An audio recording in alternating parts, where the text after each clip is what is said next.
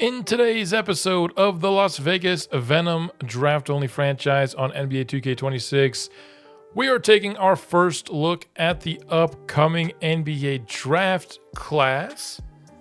I have made it a point to mention the fact that we don't have our own draft pick several times to start this season, but we do still have a draft pick for this upcoming draft. It is a pick swap. We will get the best between the Trailblazers or the Milwaukee Bucks pick.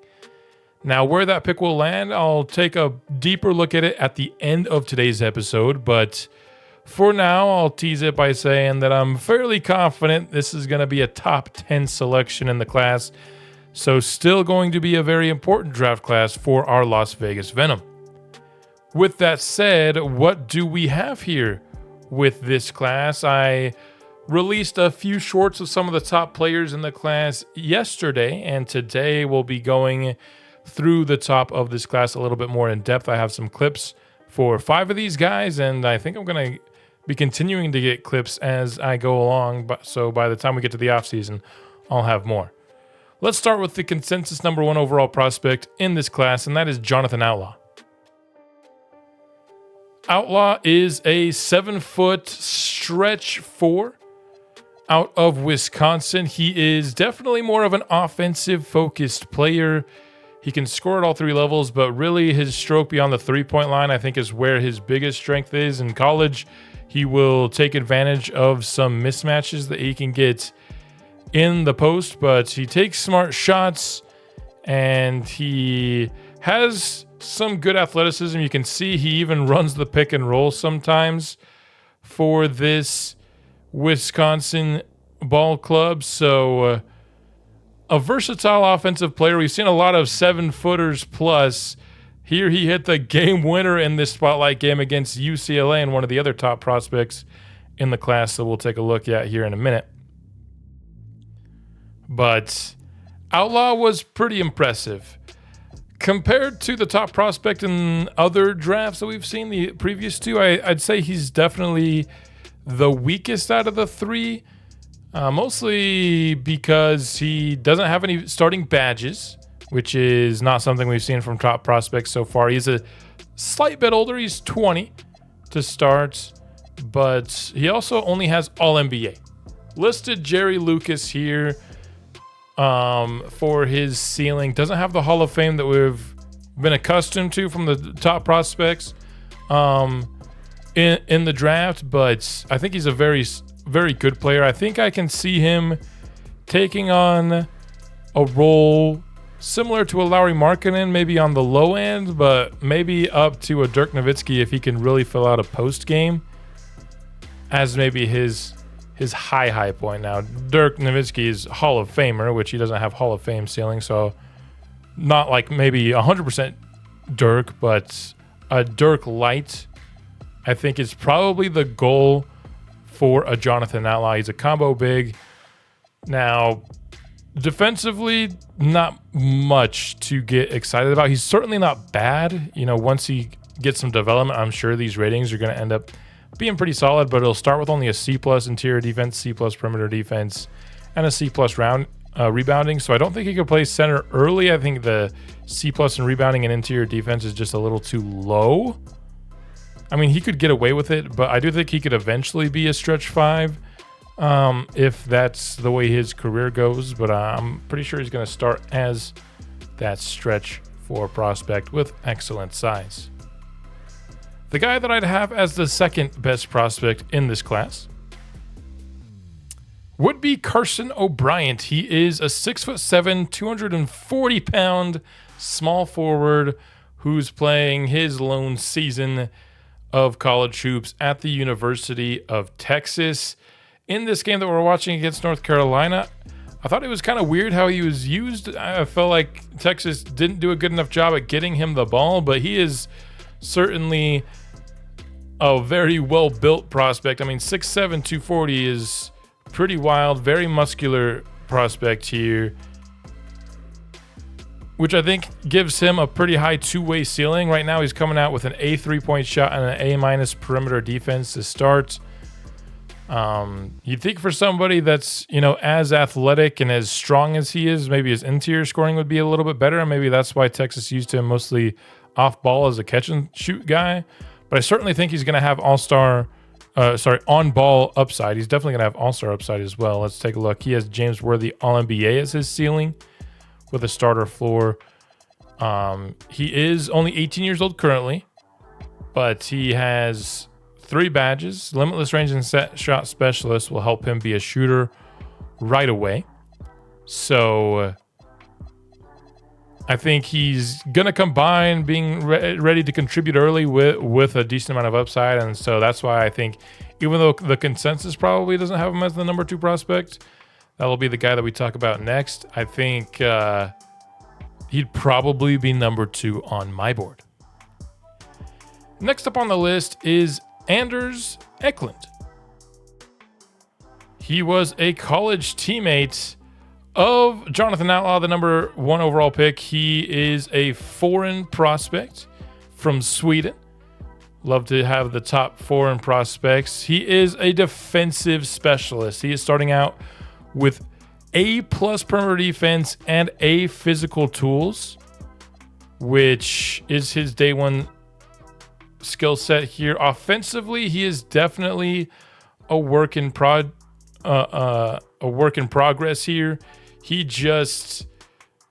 There's not really any reason to run plays for him. I mean, B- mid-range game isn't bad, but it's the strength of his game and it's not all that strong. So he's really going to be a defense first prospect. But what makes him probably the number 2 consensus player, apart from the fact that he has 4 starting badges, is he's the lone guy here at the top with Hall of Fame ceiling.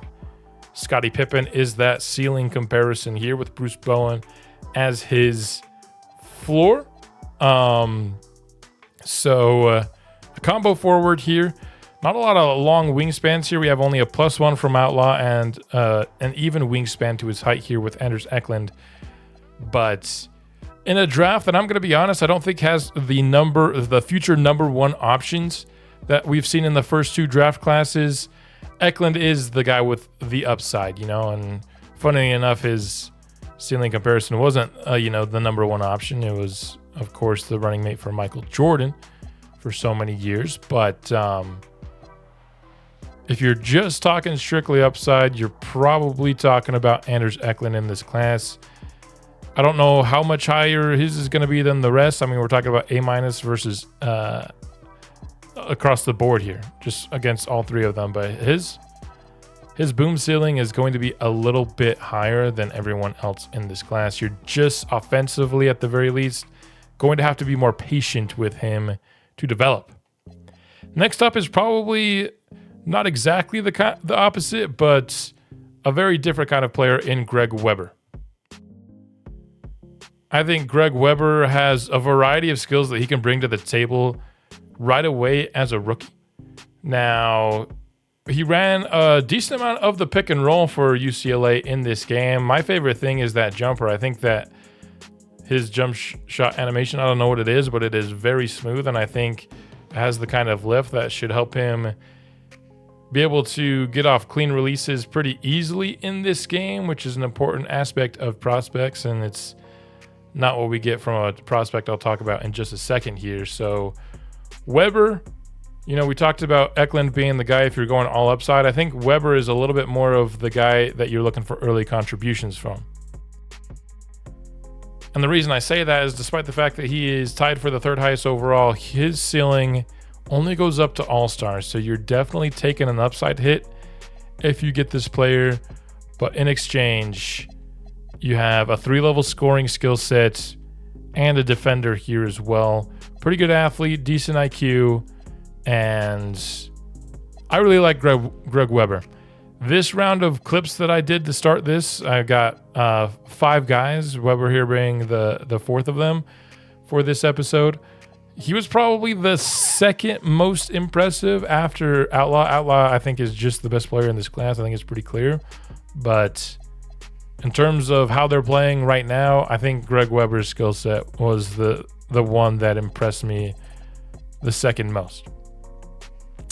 The final prospect that I have clips on for this episode is JP Hudson, who is the number 2 or 3 ranked prospect by a couple of boards. 2K is not quite as high on him.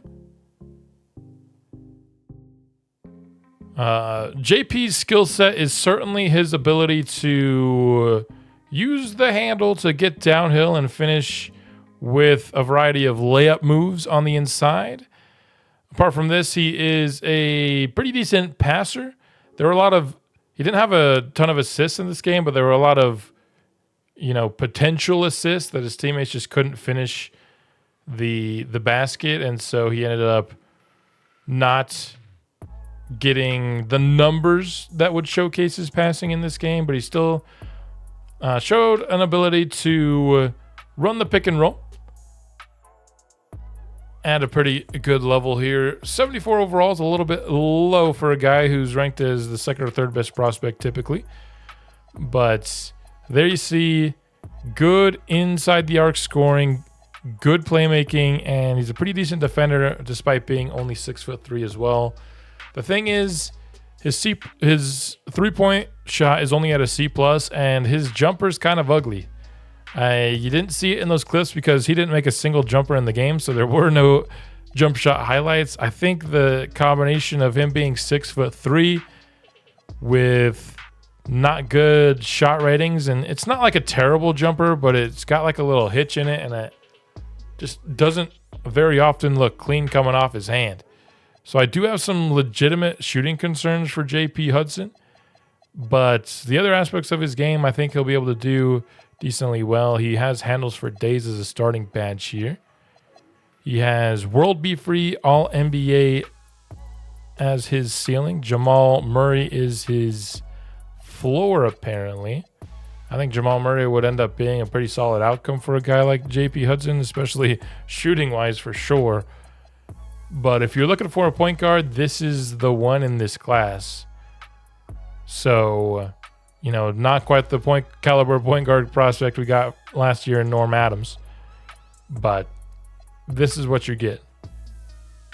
Now, those are the 5 guys that I got clips on, but there are a couple of prospects I still want to talk about here. Juan Chavez was probably the number 1 prospect that I wanted to get clips on that I just didn't get yet. His clips I'm going to probably get in time for the offseason just because I think he might end up being a pretty good fit for our team. He's got a Bradley Beal All-NBA ceiling. He's another guy who's 240 pounds on the wing. I mean, 2K needs to chill out with these just super rocked up players. He's got 2 badges, so I think he could be a good fit for our team. When you're talking about the kind of player that I'm looking for in this draft,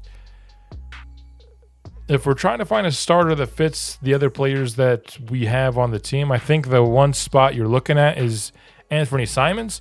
He has been a topic of discussion in the comment section so far in year 3, and it's been mostly negative, and it's been mostly warranted as well. He's had some rough moments in season 3 to start it off for sure.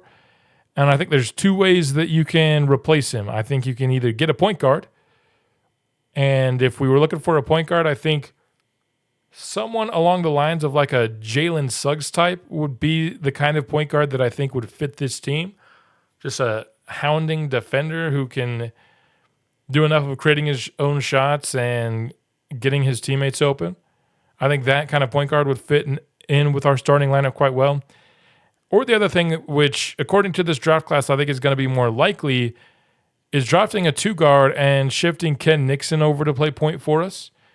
And just based off what I've seen here, the top prospect not really impressing me out of the 5 guys here. I was least impressed with JP Hudson. I think we're more likely to find that player at the 2 guard. So I do want to get a look at Juan Chavez. I think another player that intrigues me is a Jack Finley here, 6'5", but with a 6'11" wingspan, and he's not one of these super yoked guys. He's only 190 pounds. Lamar Claxton's, he's small, but he's got an A+ 3-point shot and a couple of badges, so that intrigues me. So a couple of these 2 guards, maybe some of these 3s that can play the 2 as well. Like a guy like Weber could do that. I think that will probably be what I'm looking for. But of course, we want to make sure that we're making the best selection at whatever pick we end up getting. Another big discussion points recently in our series has been the center spot, and one of the reasons people didn't like the Will Burke pick, for those who didn't, was that we could just get a tall center next year. So let's go ahead and take a look at this center class. Now, the top rated center on the board is a 7'2" center with a 7'8" wingspan. So in terms of if all I really wanted Will Burke for was being tall, you have it here in D. Ewing. I thought some of those comments were crazy. I didn't just draft Will Burke because he's tall, although that certainly pushed it over the edge. But he offers that. He's got 2 badges. But he can't shoot, and he has a starter ceiling, so I don't think that would be the same as drafting Will Burke. Next up, you have Bryant Nicholson, 6'11" with a 7-foot wingspan. He can kind of shoot, I guess. He's got A+ physical tools, though, starter ceiling. We haven't gotten much info on Eaton yet, but he has an all-star ceiling, can kind of shoot. So I'm not saying we couldn't have gotten a center later, but at least in this particular draft class, we're talking about worlds different. The best center prospect is looking like JT Butler III. He has all-NBA ceiling. He's 7'2", only 6'10", but he does have a 7'6" wingspan, which is nice. He's got some of the best interior defense. He can rebound. Yeah, this is easily the best center prospect in this class, I think, so far from what I've seen. And we're just talking about an entirely different class of player. So, at least for 1 year, no, you couldn't have just gotten Will Burke at any point in the franchise. So, there you go. That's our first look at this draft class. I think I'm going to continue to get more information on it and see if we can find some perfect fits for the core that we were building here in Las Vegas. But let's go ahead and hop back in, continuing the year 3 story of our Las Vegas Venom. The Houston Rockets made one of the biggest moves in the offseason, trading away their top 3 pick for Jaylen Brown. Now, I ripped them later on that same offseason for not signing Amen Thompson. I think looking at this starting lineup, these guys plus Amen would have been great. I got a comment during that offseason that the reason they didn't sign Amen was because we put the Jaylen Brown contract on their roster through that trade. And while I certainly think that went into the decision making, I want to, before we hop into this game, show you why I don't think it was a good excuse for them not to re-sign Amen Thompson. Looking at where the Houston Rockets books are now, they are $30 million in the hole, which seems like quite a bit for sure. But I want to show you the 2 teams that are the most in the hole in this series. The second most expensive team is the Magic, $84 million in the hole in terms of cap space. And so that is $54 million more than what the Rockets are paying for their roster. But the most expensive team, I don't think it'll come as a surprise to anybody, is the Oklahoma City Thunder, $115 million over the cap. So, yeah, the Rockets were already over the cap, but there is a lot more room once you get over the cap than what the Rockets did. Certainly enough to re-sign Amen Thompson, and you can argue that you only want to be there if you're contending, but like I said, I think with Amen Thompson, this is certainly in contention for the best starting 5 in the league. 83 and 84 being your 2 weaknesses, and then 3 players that are well above that, all NBA caliber based on their overall rating. I just think the Houston Rockets should have re-signed Amen Thompson, but we'll see if without him they have enough to beat the Venom today.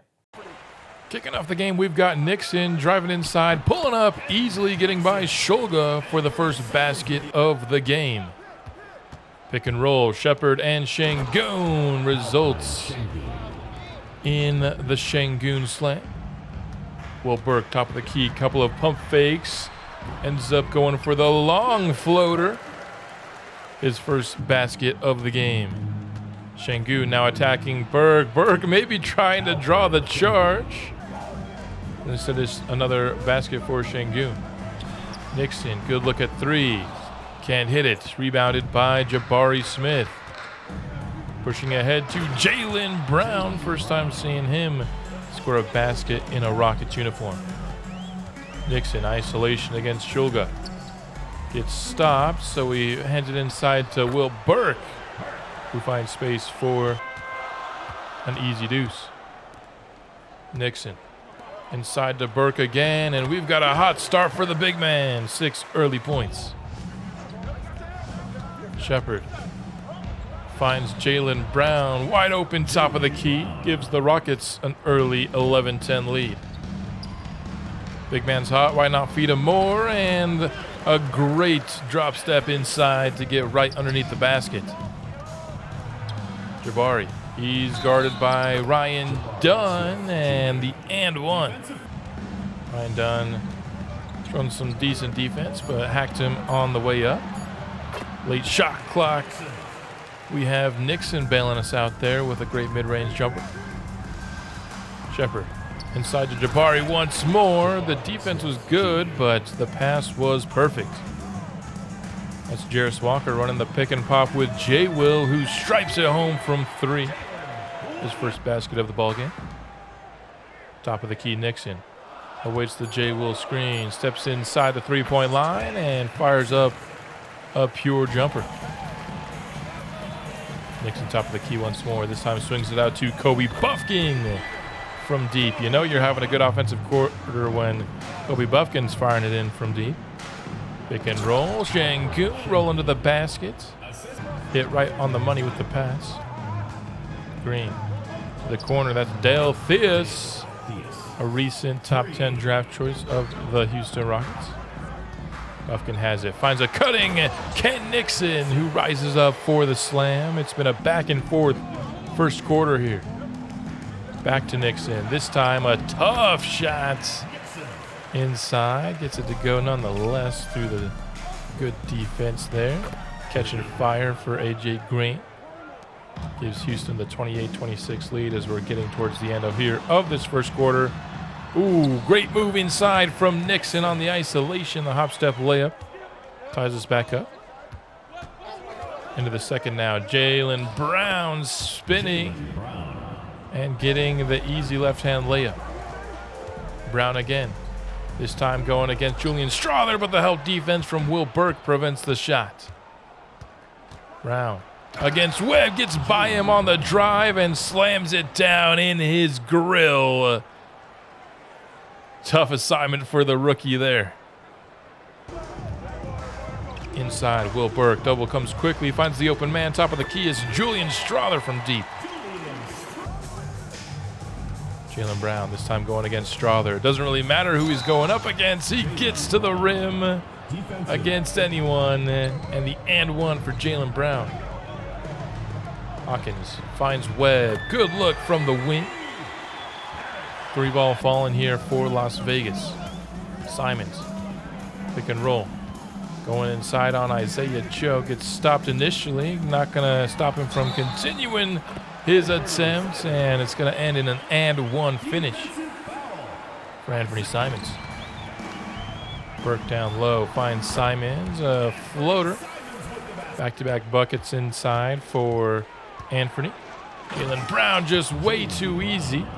I mean, he's cooking whoever's on him, really. We keep having different defenders on him. It does not matter. He is on fire here in the second. Webb, guarded by Theus. Finds Hawkins from deep. No good, but that is vacuumed up by Will Burke on the offensive glass, who puts it back up and in. Inside, trying to find a man, but the leaping steal from Ryan Dunn leads to a fast break foul from Jaylen Brown. Great defensive effort there from Ryan Dunn. Simon, step back, 3, wide open. Puts it down, giving the Venom an 8-point lead here. Jaylen Brown attacking downhill, has Jordan Hawkins, just shoots right over the top with ease. Webb awaits the Will Burke screen. Gets it to him out there. The good look from the mid-range for Will Burke. It's not just Ken Nixon who can fire it up from the mid-range for the Venom. No good off the inbound from Max Shulga. Going the other way is Las Vegas, and a confident transition three from Will Burke. He is having himself an excellent first half this time. He's guarded by Shepard in the post, and he gets blocked. Wow, Reed Shepard blocking Will Burke in the post. That's not something I thought I'd say for this game, but Will Burke makes up for it on the next possession with the slant. Shepard in the corner. Anthony Simons just did not guard up enough, leaving him too much space in the corner from deep. Nixon on the drive, recently checked back in, and Shulga's just no match for Ken Nixon. A different story if it was Amen Thompson. Inside, good pass to Şengün. Will Burke tried to deny it. Shepard got it past his outstretched arms. Pick and pop, Will Burke again makes another one. From the mid-range off the catch, this time Ken Nixon with the assist. I'm really liking what I'm seeing from this offense here in this game. Ken Nixon to the basket again. 17 first half points for him. Still some time left. Will Burke with a steal. Going the other way is Las Vegas. Walker had Nixon for a second. Instead goes to Simons, who puts in a tough layup. Jabari Walker to Şengün. That one is pure from the mid-range. Under 40 seconds remain, and a wide open lane to the basket off the great screen from Jarris Walker. Ken Nixon, another basket, a great steal from Ryan Dunn. Going the other way is Nixon, Euro into the layup. 68 first half points for the Las Vegas Venom. All our best players are hooping. We do get a last-second basket for Şengün. The defense was good, but Şengün got it to go anyway. But a 17-point lead heading into the break here. 21, 4-4 from Nixon. So Nixon and Burke combined for 40 points in the first half off of 19 for 27 from the field. That is elite production there. And then Anthony Simons drops 15 on 5 of 6. This is what this offense can look like when we're firing on all cylinders. Nobody else really did much in the way of shooting. Ryan Dunn had a good half doing the other things. Into the third quarter now. Is that a block or a steal from Will Burke? I don't even know if I'm being honest. Off of the inbound, Ken Nixon beats the defense down the court and gets a wide open slam. Şengün in the post. He's got Will Burke on him. Drop step, pump, no good, and Will Burke staying patient with the big-time rejection out of bounds with under 3 seconds left on the shot clock. Great defensive effort from the big man. Going to Şengün in the post again, this time an easier matchup, and he finds the open man in the corner. That's Reed Shepard. Walker on the wing, trying to get it inside to Will Burke, and does. Burke, tough look, fade away, drilled it. 18-point Vegas lead now. We've got Brown, a good look from deep. He did most of his action from the inside in the first half, but 3 ball falls there as a slip inside by Will Burke leads to an easy slam. Burke with the rebound off the Houston miss. Trying to go the other way. Finds Simons. Step back. I don't know if he called bank there, but the bank was open nonetheless. Jaylen Brown inside. Blocked away by Julian Strother. Finally, some resistance on the inside against Jaylen Brown.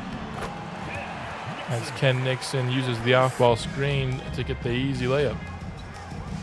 Şengün. Pump fakes, needs help. Gets it from Reed Shepard, who hits the layup through the Anthony Simons foul. Simons, quick trigger from deep. No good. The rebound goes to Şengün, pushing ahead to Jabari Smith, who gets the two-handed flush. In the post, Şengün quickly finds Smith off the double team, and Şengün's gonna be able to find the open man if we send these doubles. Stolen away by Burke inside again. This time finds a man in the corner. It's Anthony Simons from deep. Şengün against Will Burke. It's been a fun matchup to watch today. This time, Şengün gets the upper hand. A blow by to the basket. Dalen Terry uses the screen to get space from deep. And now the lead is cut to 13. Houston going on a bit of a run here at the end of the third, but a great pick and roll. Nixon to Webb. Ends the run. Step back. Bufkin. Good from the mid-range. Under a minute to go here in the third quarter. Terry uses the screen again to get some space. This time goes all the way to the basket with it. Terry driving once more. Kicks out to A.J. Green from deep. The lead is cut to 12. Final possession here. Kobe Bufkin gets to the lane and gets the contact and the basket. And one here to finish off the third quarter from Kobe Bufkin. Fourth quarter now. Nixon. Isolation against Terry. The pull-up mid-range jumper goes. Strother from deep. No good. The rebound goes to Edwards. Houston finds a corner three themselves from Dalen Terry, who's playing really well in the second half for Houston.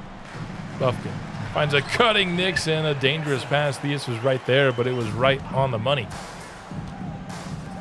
Joe going against Bufkin and gets the finish to go around him. 18-point Vegas lead. Joe trying to cut into it. The rebound gets to Edwards, but a block by Jay Will. Going the other way, Webb finds Jay Will, who slams it home. A great two-way sequence from Jalen Williams. Terry has been a thorn on our side, and Kobe Bufkin practically set a pick on Ken Nixon to give him the easy lane. Back to the rim again, and I mean, Nixon's a great defender, but he's kind of getting taken advantage of by Dalen Terry here. Left all alone in the corner, Jalen Williams makes the defense pay. We've got a 19-point lead here. Make it 17 after a couple of free throws. Ken Nixon finishes around the outstretched arms of Jaylen Brown. Nixon with it again. This time passes up top to Anthony Simons. Euro step into a dunk going against Isaiah Joe. And our lead is back up to over 20. I almost hate finishing this game early because our team is playing so well. But that game was pretty much over. What a performance from this team. Ken Nixon drops 42, 5, and 9, 29, 12, 5, 5, and 3 from Will Burke. Eight stocks in this game. I'm so proud of the way this team played. I think this is the best performance we have had yet in the series, considering quality of opponent and just everybody contributing and nobody really honestly having a bad game. We're going to end today's episode at the 40-game mark. We are 18-22, 4 games under 500. A couple things that I want to look at now that we're halfway through the season. Mentioned at the top during our draft preview portion about our pick being the best between the Trailblazers and the Bucks. Now that we're, 1 game away from halfway through the season, let's go ahead and see where those teams are. Dallas ranks number 1 in the West, and Portland is 14th place, 13 and 26. So that pick's looking pretty good. As for the Bucks, they are 11 and 31. They are 13th in the East. And so we've got the best of 2 pretty poor performing teams so far halfway through the year. So that is looking like it's going to be a good pick, which is why I'm still pretty focused on the top of this draft. I don't think we're going to end up in the top. Boston being 9 and 32. I know we traded away Jaylen Brown. I didn't expect them to be this bad. But, that's because they don't have Tatum. He's injured. Yeah, Boston without Tatum, I can believe that they're the worst. So they're tanking this year. Trying to add more youth alongside Jason Tatum now that he's out. Could even be a team that looks to trade Derek White maybe next episode, as we'll be going through the trade deadline next episode. But that pick's looking pretty good. Another thing I wanted to talk about is the discourse around Anthony Simons. He has rightfully so gotten a lot of I don't want to say like hate comments, but some comments questioning what he's doing for the team this year. I think he was really good in today's episode. And I also watched this final game against Minnesota. I just had some free time, so I watched it as well. Not only was he good against the Rockets, but he was really good in the game that I watched here. 25, 5, and 10. And ultimately, my takeaway is I think he's just going to be a player that you're going to have to take the good and the bad. I'm certainly not trading him this year. Whenever I've had comments about Anthony Simons, I've replied that he's just too important for our scoring and simulation for me to consider trading him this year. But honestly, this episode, it's 2 games, but he's kind of swayed me to I still think I want to keep him around even past this year. When he plays within the structure of the team and doesn't go hunting for his own shot, this team's frankly hard to beat. In addition to that, Bufkin's not a guy that you can count on behind him. He was 1 for 7 and 0 for 5 from deep. The dude jacks up 3-point shots, and they're not, they're usually like catch and shoot. It's not like they're terrible looks, but he's just not a shooter, and he hasn't developed that shot yet. So I think the combination of not really having a plan behind him yet, in addition to when it looks good and he looks good, this team is very tough to beat. We beat the Rockets and the Timberwolves. I know I only showed the Rockets game, but those are the 2 games of this part of the season that I watched personally. And when he's playing well, we are playing well. So I don't know. I'm in on Anthony Simons. Last thing, just a quick. I know it's still very early. Let's go ahead and look at Rookie of the Year. Wow. So Will Burke is dealing with a minor injury right now. It did not stop him from having a good game against the Timberwolves, but he is currently in first place. Brook Paul is in second, but he is injured. Let's see what that is. That is not going to be a long-term one, so he's going to stay in the race. And then Norm Adams was off to a crazy good start to the season, dropping 24 points per game, but he's been out for an extended period of time. We will catch a game against the Reign. We play them the very last game of the season, so that's going to be the game against the Reign, and hopefully Norm Adams should be back for that game. So that's when we'll face Norm Adams for the first time. But a little bit below 500. I think this is about where I would have expected us to be halfway through the season. I think we're still, if you go, we'll go back to the standings here. We're still in range to fight for a play-in spot, but it's looking like you're going to have to be above 500 because the 9th seed right now is OKC at 26 and 20. So the 10th seed is probably the only seed that I think I can see us getting unless we get crazy hot. So we're competing with the likes of the Rockets and the Suns. It's probably a 3-team race for the 10th seed, I'd say, because I don't know if Sacramento or anybody behind us is getting it. So we're in last place for that race right now, but I wouldn't say we're out of it yet. We're 3 games back of the Suns, going by this game back formula. So we'll see if we can get there as the season progresses, but that's all I've got for the episode. Hope you enjoyed it. We'll be back soon with more Las Vegas Venom. Fangs out.